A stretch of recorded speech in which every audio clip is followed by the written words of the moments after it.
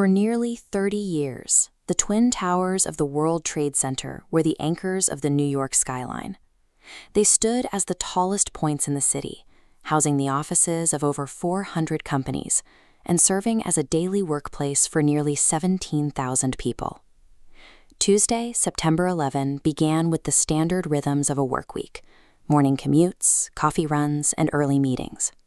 But while the city hummed with routine, 19 men were moving through security gates at airports in Boston, Newark, and Washington, D.C. These hijackers boarded 4 commercial airplanes, turning 4 separate flight paths: American 11, United 175, American 77, and United 93, into weapons directed at the political and financial centers of the United States. Shortly after takeoff, the attackers used small blades to overwhelm the flight crews and breach the cockpits.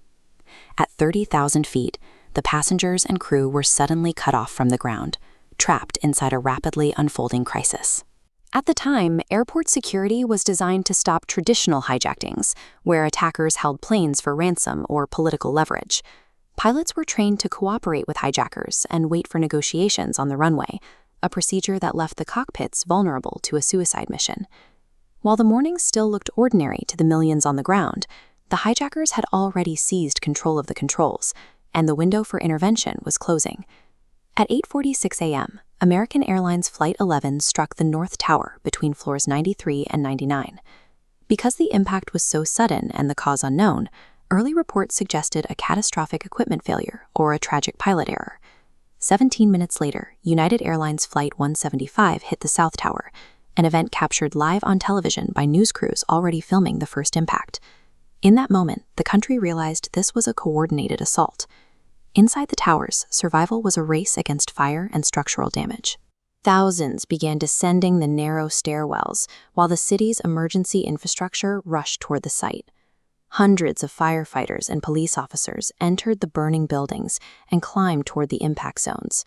They pushed upward through the smoke to assist evacuations, even as the scale of the damage made it clear the buildings were failing.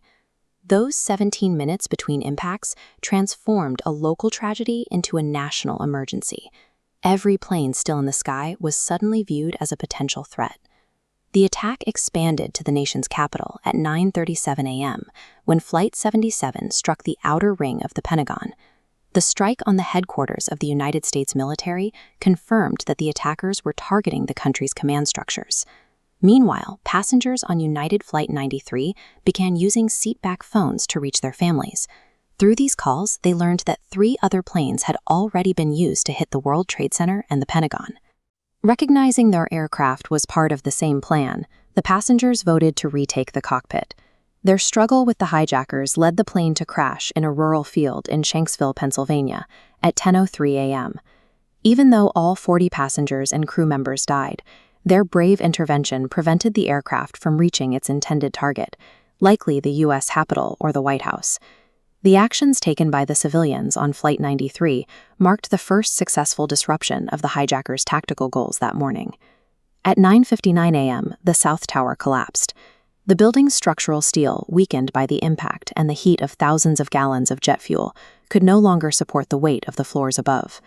The collapse sent thick clouds of pulverized concrete and debris through the streets of Lower Manhattan. Daylight vanished as thousands of people fled the advancing dust, and transit workers were forced to navigate through zero-visibility conditions. The North Tower fell 29 minutes later at 10:28 a.m. By late morning, the primary silhouettes of the financial district were gone, leaving a massive debris field in the center of the city. What remained was a 16-acre disaster site that came to be known as Ground Zero. It would take 8 long months of 24-hour labor to clear the millions of tons of debris from the site. The collapse of the towers signaled the end of the immediate event and the beginning of a prolonged global security crisis. Nearly 3,000 people were killed in the attacks, representing over 90 different nations. In the following weeks, the streets of New York were lined with handmade posters, as families waited for news of relatives who had been at the World Trade Center that morning. In response, the United States launched the War on Terror, leading to military operations in Afghanistan. This shift in foreign policy established a new doctrine of preemptive action against groups identified as global threats. Domestic travel changed permanently with the creation of the Transportation Security Administration. This brought an end to the era of open cockpits and casual airport security, replacing it with the reinforced doors and intensive screenings that are now standard worldwide. At the site of the original towers, two massive reflecting pools now serve as a memorial. The names of every victim are engraved in bronze along the edges of the water, marking the exact footprint where the buildings once stood. Rebuilding the site took over a decade, culminating in the 1,776-foot-tall One World Trade Center. The new tower was built with advanced structural reinforcements, designed specifically to address the vulnerabilities exposed on September 11.